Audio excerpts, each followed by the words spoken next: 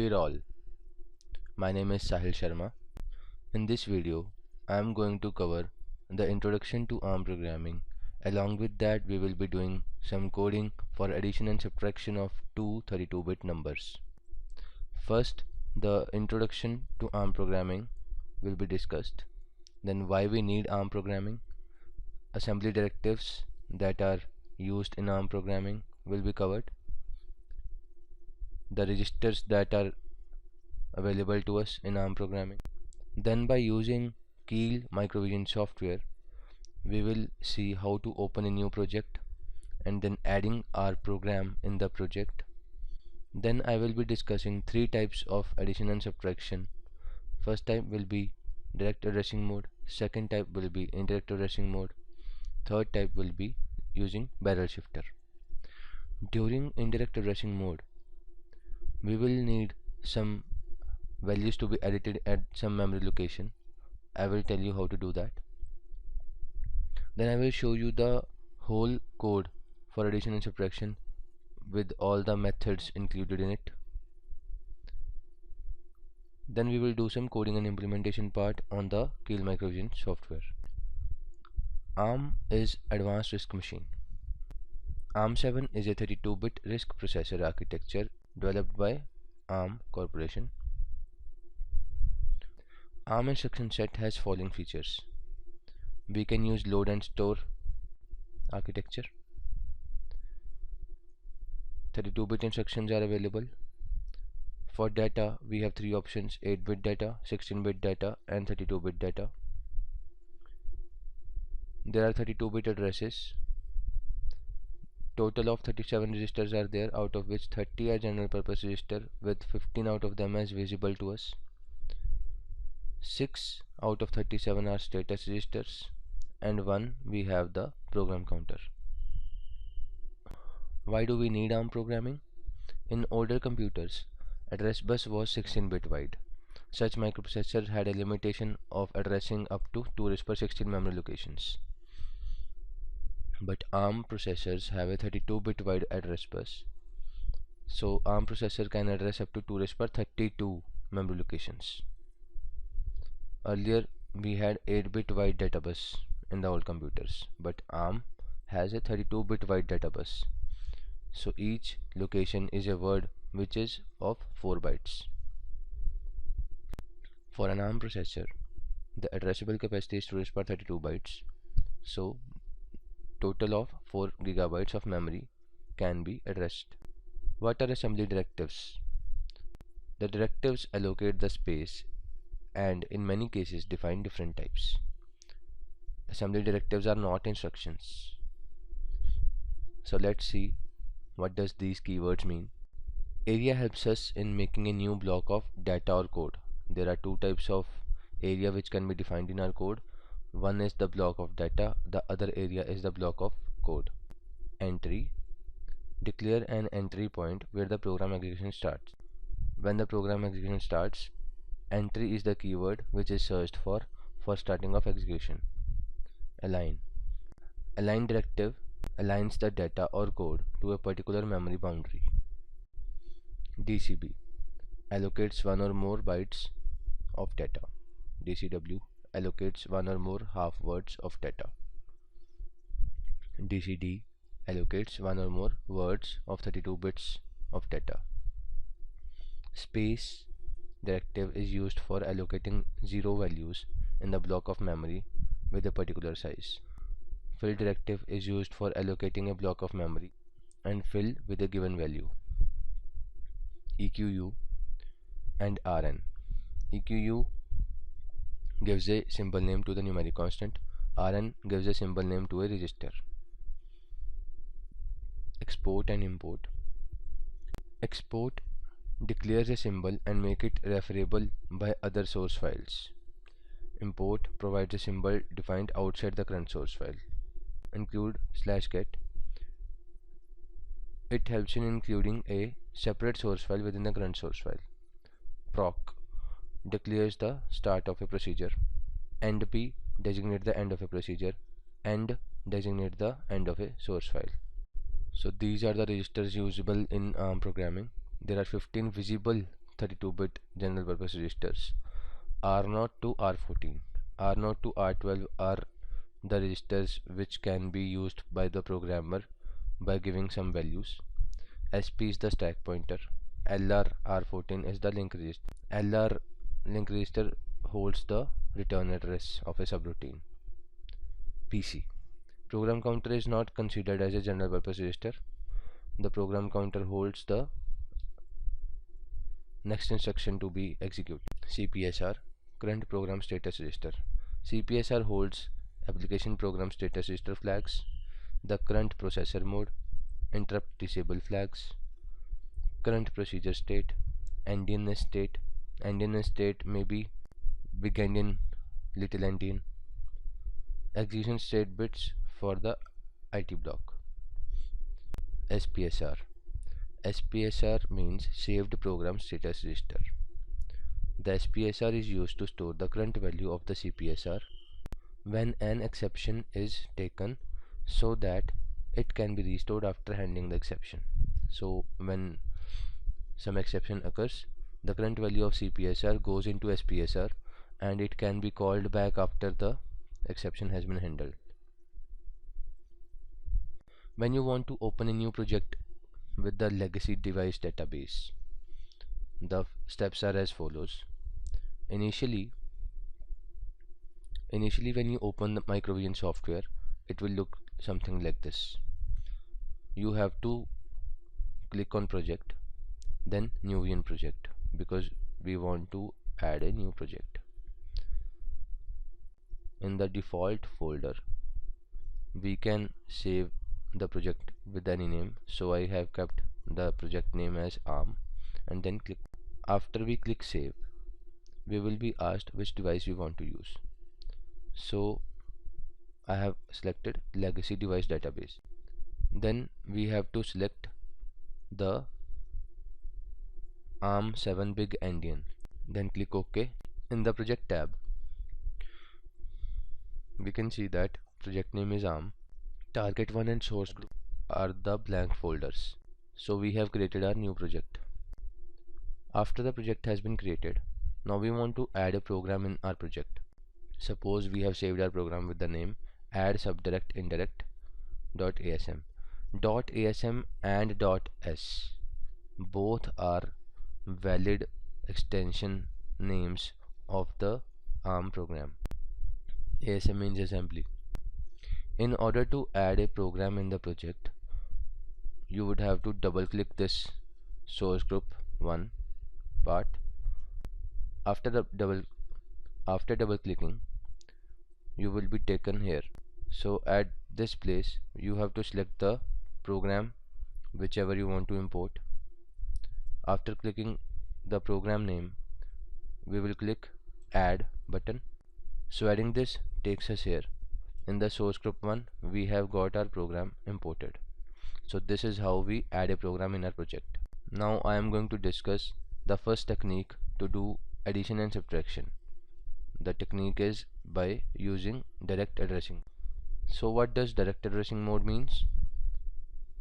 To justify the direct addressing mode, the values of registers R1 and R2 are directly used for the purpose of addition and subtraction. So we have two blocks here. The first block is the area code and the second block here is area data.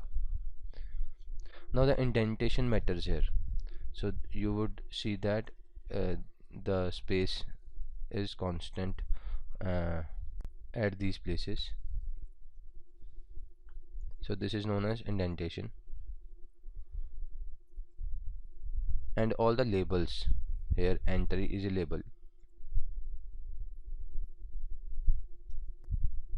S is a label, value 1 is a label, value 2 is a label. So the entry directive is the starting point of the execution of program. In the data section, there are two values. Value 1 is a DCD value. So DCD allocates us 32 bits of word. So this is a 32-bit value which has been given to value 1, and this is a 32-bit value which has been given to value 2. In the code section,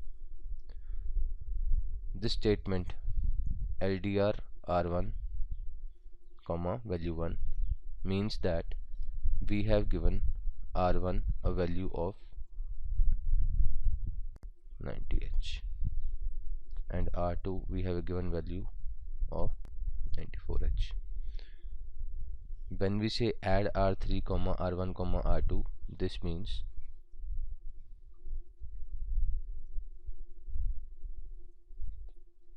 so the addition will take place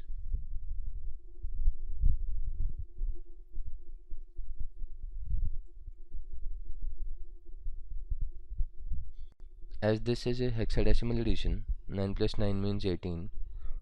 It can be written as 12 in hexadecimal form.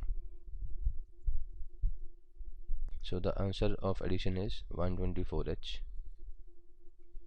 And for subtraction,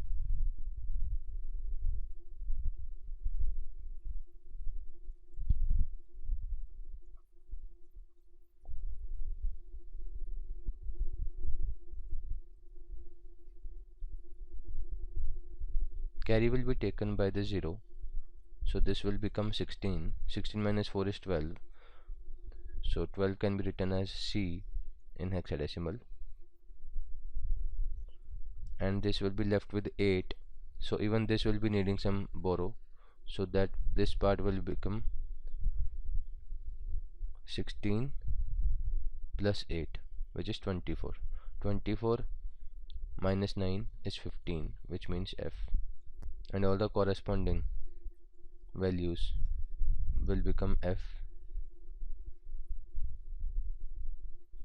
because this number was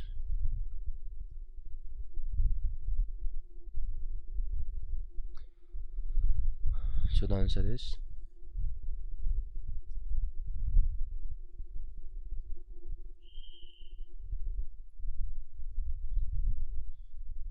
so this is how direct addressing mode addition and subtraction works. For indirect addressing mode, there are two sections, code and data. At entry point, the execution starts, and from data section, value 1 and value 2 holds the same value as in direct addressing mode, 90 and 94. So here we want to first initialize R1 with value 1. So R1 holds 0090H. R2 holds 94H. Now to justify indirect addressing mode, the values of R5 and R6 are given values indirectly by traveling to memory location R1 and R2. This means that suppose there is some memory location. So these are the 8 places here. So when we say we have a value at 90H location, which means that I want to use R1 as a memory location, so this memory location will hold 4 bytes of data, and these 4 bytes will be stored here.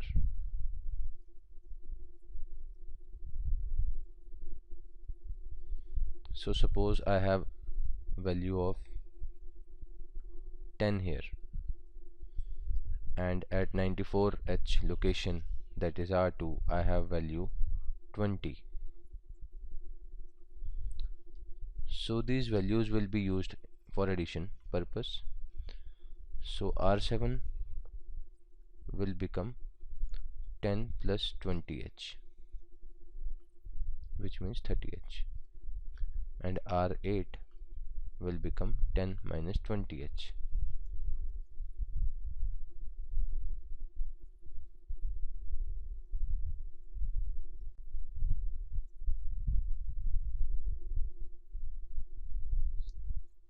So 10 minus 20H means the answer will be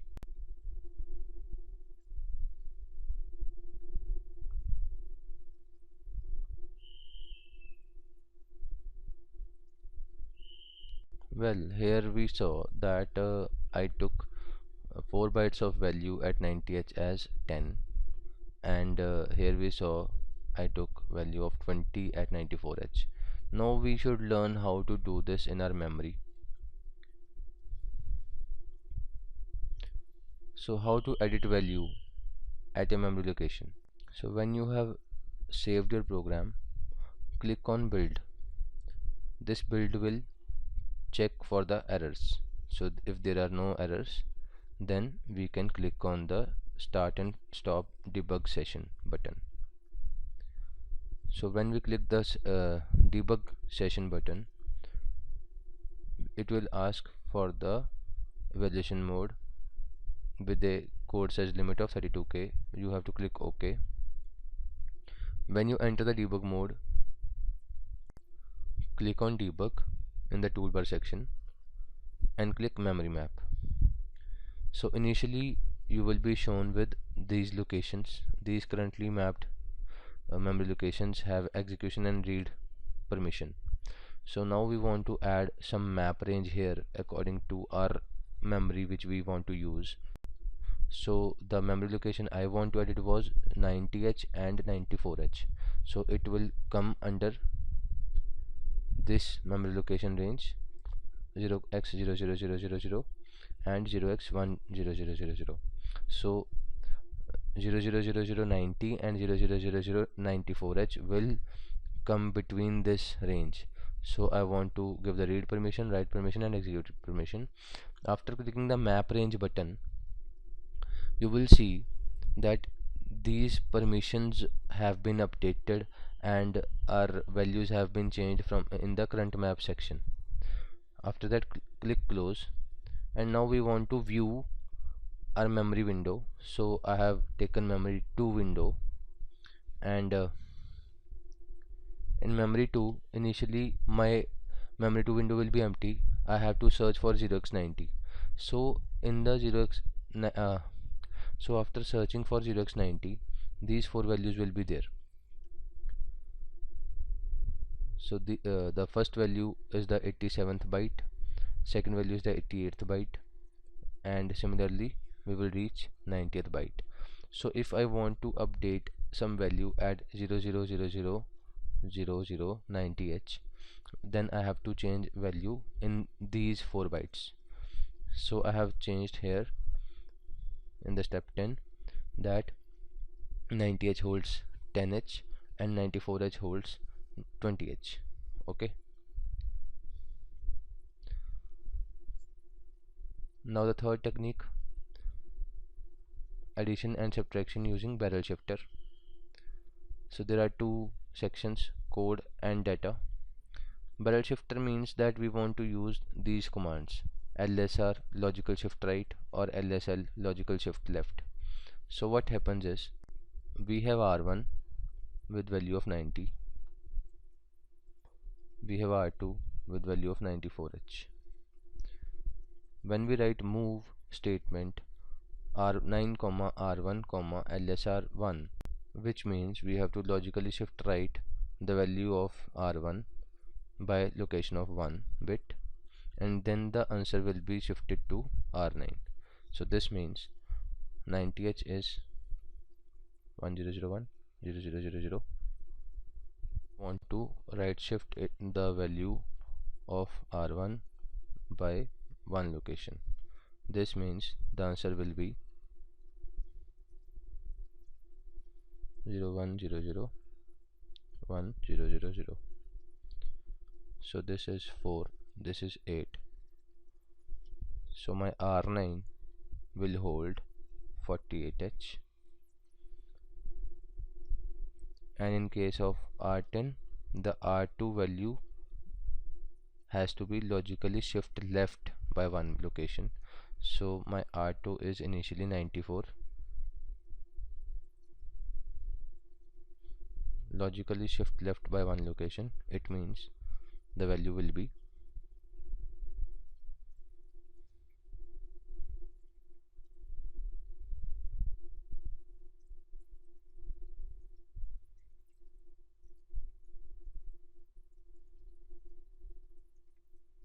128.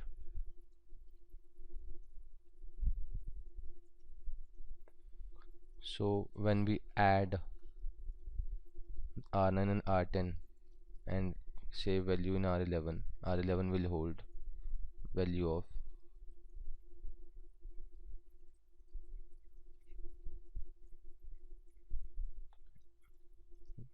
by using hexadecimal addition.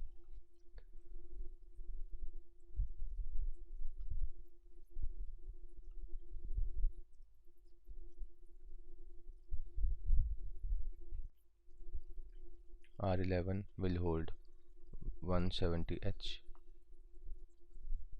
and similarly for subtraction,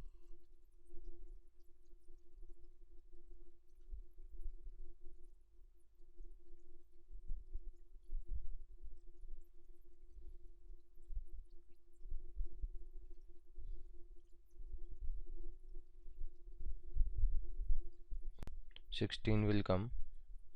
16 minus 1 is 15, so the answer will be R12 equal to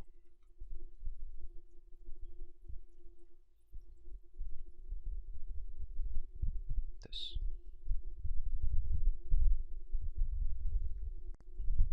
So the combined code for addition and subtraction will be written like this. In the code section, all the values for direct addressing, indirect addressing, and parallel shifter will be calculated. SBS is a technique to end the program. S is a label, so at line 23 branching will occur to S location, which is same as location 23. So this line will continue forever, which means end of the program. And data section is given the value of 90 and 94 in value 1 and value 2. Now let's do some coding and implementation demo.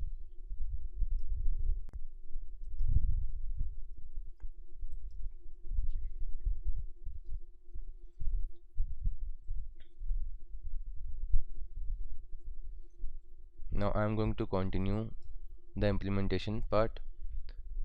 I have written the program and I have already added this program in the project arm. So initially I will be doing the compilation by using build. You can see that 0 error and 0 warning is there, so we will continue by debugging. Debugging can also be done by debug tab, start and stop debug session, evaluation mode, okay.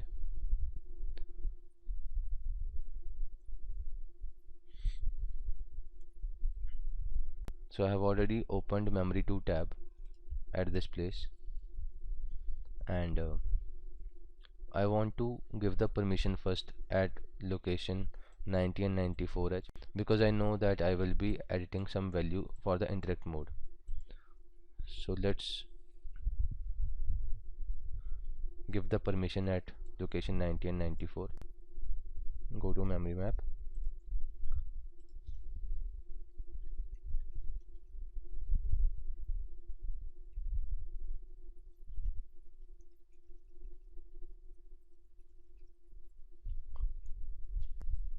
After entering the range, read, write, execute permission and map range. So the value in the current map has been updated. Close. So now I have the permission to edit value at location 90H. So I will update value here 10, and for 94 I will be updating value at 94th location 20. Now let's run this program line by line. You can do it from here also using F11. So when I click this, you will see that first line has been executed and our program counter has reached here.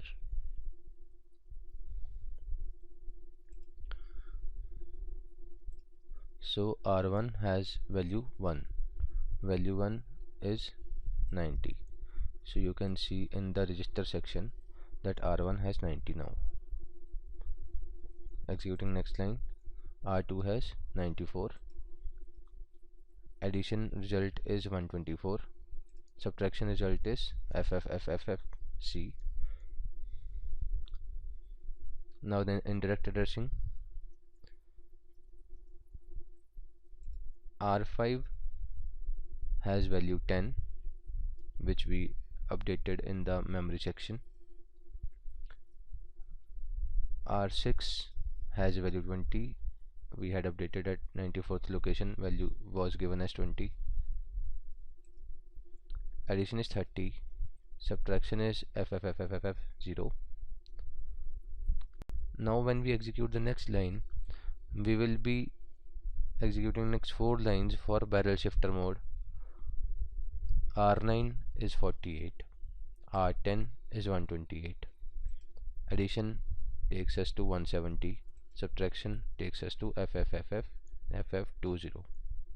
So I had solved all these values in the previous section, and now after I execute SBS I will stay in the same line. This is how we do the programming for direct addressing addition and subtraction, indirect addressing addition and subtraction, and barrel shifter based addition and subtraction. I hope the results are clear to you. All the values from R1 to R12 has been updated by us because of our programming.